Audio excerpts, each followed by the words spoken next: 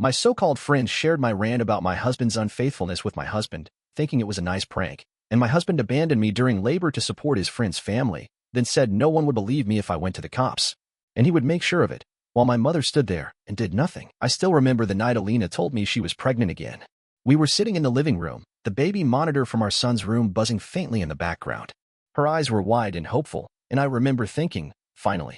After 2 miscarriages, we'd almost given up. My name is Mark. I'm 35 years old, a firefighter in Dayton, Ohio. Alina's my wife. She's 34, and we'd been married for almost 15 years at that point. Our son, Jordan, was 13, already showing promise on the track and making me feel both proud and slightly ancient. That night, she smiled and said, "It's really happening, Mark. This time feels different."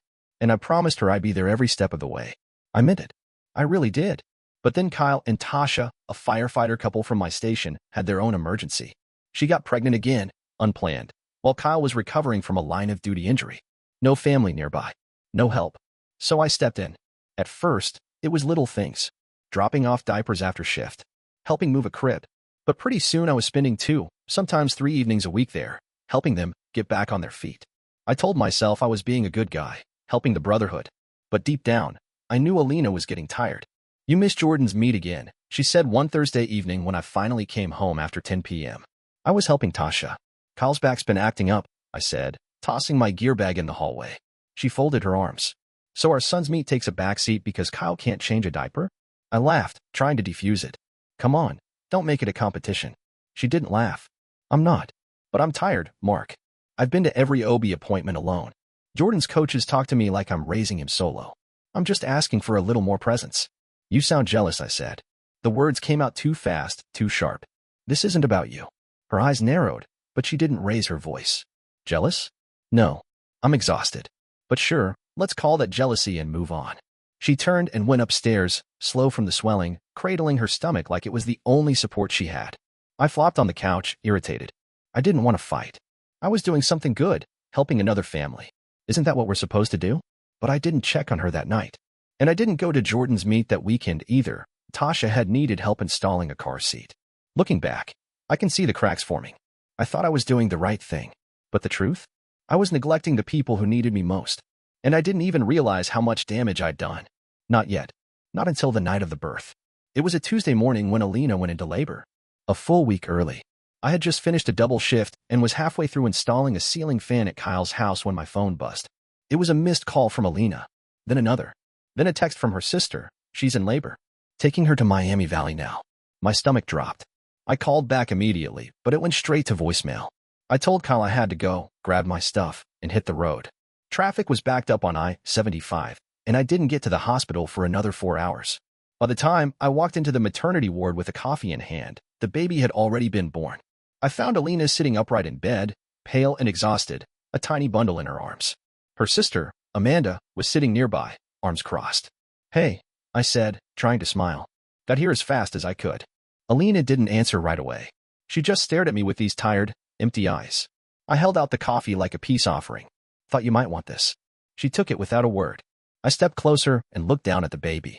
A girl, wrapped in pink and already frowning like she didn't trust me. "What did we decide on the name?" I asked softly. Alina looked up. "I went with what we talked about. Sophie." I nodded. "She's beautiful." "Yeah." The silence that followed wasn't comfortable. It was thick and slow and heavy. Amanda stood up and patted Alina's shoulder. "I'm gonna go grab some lunch," she said, shooting me a look that didn't need words. Then she left. I sat down next to the bed. I was with Kyle and Tasha. Their kid had a fever, and they were panicked. I couldn't just leave them hanging. Alina nodded slowly. "Right. You were needed." Her voice was calm, flat, like she wasn't even surprised. "I'm sorry I wasn't here," I added, trying to fill the silence. "I thought we still had time." She nodded again, but didn't look at me. Just kept her eyes on Sophie, rocking her gently like I wasn't even in the room. After a few minutes, I stood up. "I'll give you some space." As I walked toward the door, she finally spoke. "I'm not going home with you." I stopped. "I'm going to Amanda's for a few days," she said, her voice still calm, still quiet. "Maybe longer." I turned around. "Alina, come on. Don't do this now." She didn't even flinch. "You already weren't there." "I'm just making it official." Alina stayed at Amanda's, just like she said she would. I figured a couple days, maybe a week tops, and she'd cool down. I thought once the emotion settled, we'd talk, get back on track. But instead, I got a text the next morning. We're settled here. Don't come by. I'll let you know when you can visit Sophie. The words hit like a slap. I waited until that evening to call her. She didn't pick up. So I called again the next morning. Finally, she answered on the third ring. You took our daughter, I said, barely holding back my frustration. You just walked out of the hospital and went to your sister's without even asking me? Her voice was steady, almost too calm. I didn't walk out. I signed discharge papers and went somewhere safe. Safe? I barked. You make it sound like I'm a threat. You're not dangerous, she said. You're just not present. I needed peace. Not an apology. Just peace. I couldn't believe what I was hearing. So this is punishment? For what, not answering a call? Being there for someone else? She didn't respond, and that made me angrier. You're being vengeful, I said. And selfish. You're using Sophie to make a point. Then she hung up. By lunchtime, my mom had already heard the story. I didn't tell her. Someone always tells her. Probably Amanda. My mom called while I was sitting in the station lounge. I heard Alina's staying at her sister's, she said, her voice sharp with judgment. That's ridiculous. She's trying to break the family apart. She just needed space, I mumbled, already tired of the conversation. She took your daughter and ran off, she hissed. And you're letting her? You need to put your foot down. Go get your baby back. She's not a baby I lost in court, I snapped. She's with her mother. Her mother is being dramatic, Mom shot back. You can't let her get away with this. You're the man in this family. I ended the call before I said something I'd regret. That night, I stopped by Amanda's place. Not to argue, just to see Sophie. Amanda met me at the door, arms crossed. She looked ready for war. I just want to see my kid, I said. Alina stepped into view behind her. She was holding Sophie, her hair pulled back, dark circles under her eyes. She didn't say anything at first. You can come in, she said finally. But not for long. She let me hold Sophie. I sat on their couch, cradling her tiny body, trying to feel connected, but the weight in the room was too much. Alina sat on the opposite side, arms folded, jaw tight. When I left, she didn't hug me. Didn't ask when I'd come again. Just nodded when I said goodbye. Back at home, Jordan was still staying with me, but he barely spoke. Always on his phone or zoning out in front of the TV. The house was too quiet. Too still. Like it was waiting for something to break. And I still didn't see what was already broken. It was a Tuesday night when I noticed it. Jordan's voice over the video call sounded thinner, strained. He was sitting on the couch at Alina's sister's house, his hoodie pulled up, eyes half-lidded like he hadn't slept. Hey, bud, I said, trying to smile. How's school? He shrugged. Fine. You got practice tomorrow? Coach benched me, he mumbled. I blinked. Wait, what? Why?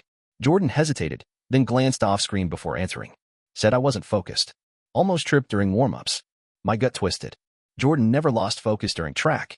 That kid had hustle, discipline, the kind of drive that made coaches fight over him. Now he was getting benched? You eating enough? I asked. You look pale. Yeah, I guess, he muttered, barely above a whisper. Has your mom noticed anything? I asked.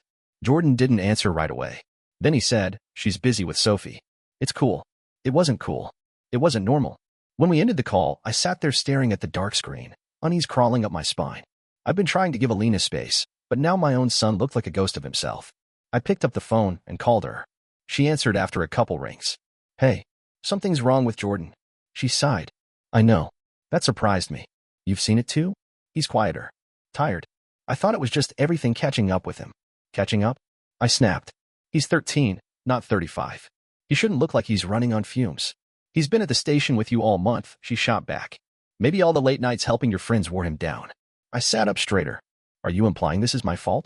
She didn't answer. You think I made him tired? I was trying to support people who had no one else. And now your own son is falling apart, she said softly. That shut me up. There was a long silence before I said, he should come stay with me for a while. Let me handle his meals, his sleep, his practices. No, she said quickly. Not yet. Why not? Because I'm still trying to figure out what's going on, Mark. And I need to feel like I have control of something. I bit back the instinct to argue. He needs rest. Real rest. She exhaled. I'll talk to Amanda. Maybe he can stay with me and Sophie for a weekend. But I'm not handing him over just because you finally started paying attention. That one stung. But maybe I deserved it. I ended the call with more questions than answers. Jordan was slipping, and I was running out of excuses. It took some convincing, but Alina eventually agreed to let Jordan stay with her and Amanda for a weekend. I didn't fight it. I just offered to drop him off and said I hoped it helped. Then, 3 weeks later, Alina called me out of the blue and asked if Jordan could come spend a couple days with me. I thought he needed rest. I said, a little too sharp. He does, she said. But I also think he needs a change of scenery. Not yours. Mine. She was referring to Amanda's house. Not mine. That stung a little, but I didn't say anything. I just said okay. By Saturday night, Jordan was sitting at the kitchen table, peeling potatoes next to his aunt, while Alina rocked Sophie in the living room. It was a quiet kind of evening.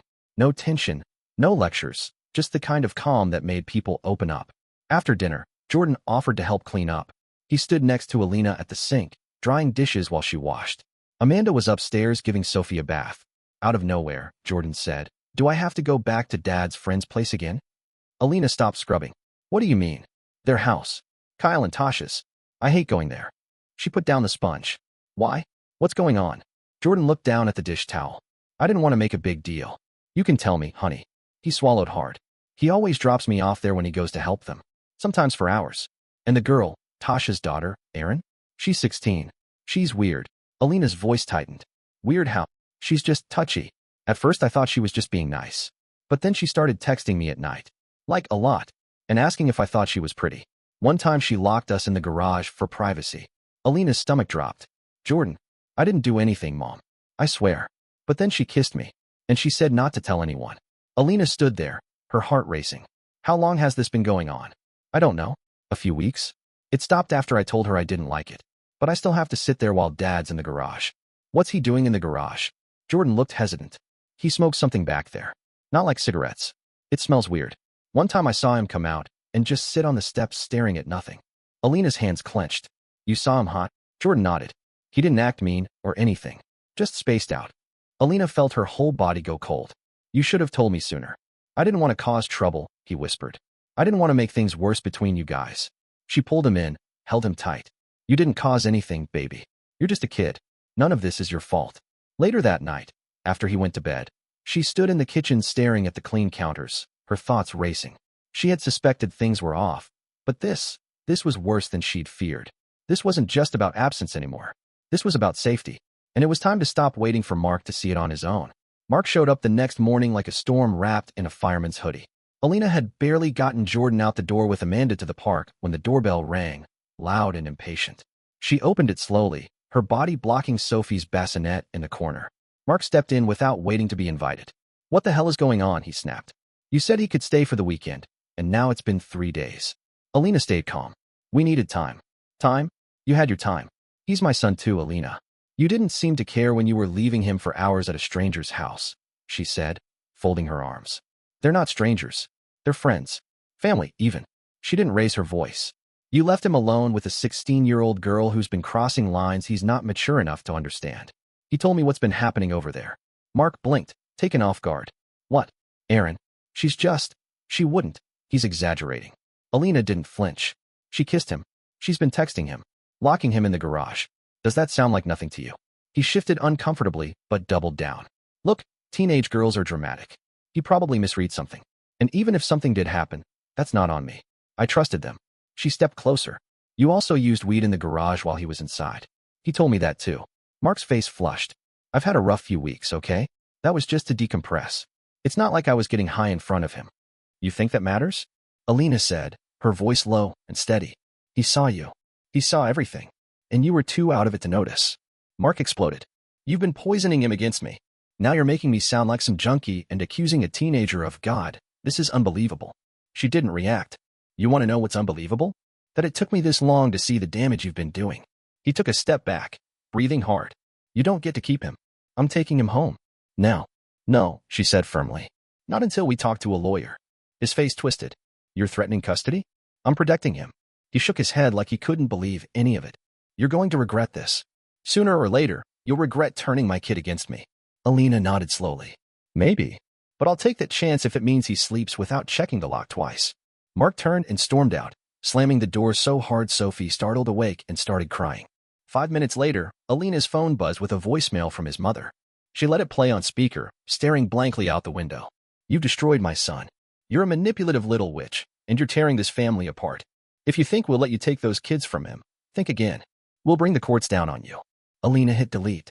No reply. No reaction. She picked up Sophie and rocked her gently, whispering, "We'll be okay." Alina waited until Monday morning to make the calls. She hadn't slept more than 2 hours at a time, but her mind was sharp, clearer than it had been in months. The moment Jordan told her everything, something inside her had clicked. Not panic. Not even rage. Just urgency. The first call was to a family lawyer Amanda had recommended. A woman named Lisa Monroe. Calm, confident, didn't talk down to her. They scheduled a consultation for Wednesday morning. The second was to a therapist Jordan's school counselor had mentioned once. Alina left a voicemail explaining the situation. She didn't hold back. She wanted whoever they sent to know this wasn't just about a tired teen. This was about safety. About boundaries crossed and trust broken. That afternoon, she started writing everything down. Dates. Conversations. Incidents. Every call with Mark. Every message. She took screenshots of texts, made a log of Sophie's medical appointments he'd missed, and wrote out Jordan's confession in full. Amanda helped, printing things and organizing them into folders, quietly fierce like a secretary on a mission. You sure you don't want to just confront him with all this? Amanda asked over lunch. Alina shook her head. Not yet. If I confront him now, he'll just get defensive. Explode. I want to be ready if, when he tries something worse. Amanda nodded, respect in her eyes. Good. Because he will. They both knew it. Still, part of Alina wrestled with guilt. She hated that Jordan had been dragged into all of this. That Sophie's first days in the world were shadowed by this tension. She had wanted peace. But what she'd learned from the past month was that peace didn't come from silence. It came from action. She thought about telling Mark everything, what Jordan had shared, what she was preparing for. But every time she imagined that conversation, she pictured him yelling again, dodging the issue, accusing her of sabotage. And then his mother. God, the thought of dealing with her again made Alina's skin crawl. So she kept quiet. For now. That night, Jordan fell asleep on the couch halfway through a superhero movie, his head against her shoulder, a throw blanket barely covering his long legs. His breathing was slow, even, peaceful. She looked at him, then at Sophie, asleep in her bouncer, tiny fist balled up under her chin. And she felt it again, that quiet clarity. Her life had shifted. Mark had forced a choice she never wanted to make. And now she was making it. The next morning, she took Sophie to her first pediatric checkup and gave the receptionist her sister's address instead of Mark's. It felt like a small thing, but to Alina, it was everything. It meant she was staying put, not hiding, planning. And when the time came, she'd be ready. Mark didn't show up again that week. No calls, no surprise visits, no threats. Instead, he started sending photos. A picture of Sophie's hospital bracelet. A selfie from the firehouse. One of Jordan from 6 months ago, mid-run, mid-laugh. No words. Just pictures. Then came the texts. Thinking of you all. Hope Jordan's okay. Let me know if Sophie needs anything. He never apologized. Never said her name. It was like he was tapping the glass from the other side, hoping she'd let him back in without admitting why he got locked out. Alina didn't block him. She responded when it was necessary. Short replies. Polite, but distant. She's fine. Jordan's doing better. We've got it covered.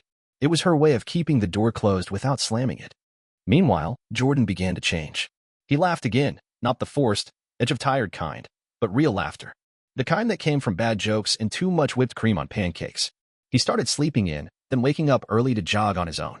He sat with Amanda and watched old cartoons, helped Alina with Sophie's bottles, even started sketching in a notebook she hadn't seen him use in over a year. One night, they were watching a goofy movie on the couch, Jordan curled up under a blanket, Sophie snoring in her bassinet nearby. He looked over at Alina during a slow scene and said, "It's been nice here." She smiled. Yeah. It feels quiet. Like, safe. That word stayed with her. Safe. She realized that for weeks, she'd been waiting for the storm to pass. Waiting for Mark to come to his senses. For him to say the right thing. For something to snap back into place. But nothing had. And yet, here they were. A quiet house. A laughing boy. A sleeping baby. Peace. She picked up her phone later that night and scrolled through Mark's messages. She paused on one, a photo of the firehouse locker where he'd taped a picture of Jordan's first track medal. She stared at it for a long moment, thumb hovering. Then she typed, "I'm glad you're thinking of them. Let me know when you're ready to talk for real." She didn't hit send. She locked the screen and put the phone face down. That night, she didn't cry. She didn't replay old arguments or wonder if she was doing the right thing. She just lay in bed with Sophie sleeping in the bassinet and Jordan snoring down the hall, and felt something she hadn't felt in a long time. Clarity. She didn't know what Mark would do, whether he'd own up or keep dancing around the truth. But she knew this. They were safer here. She could wait for him to choose his family. Or not. Either way, she had already made her choice. And that was enough.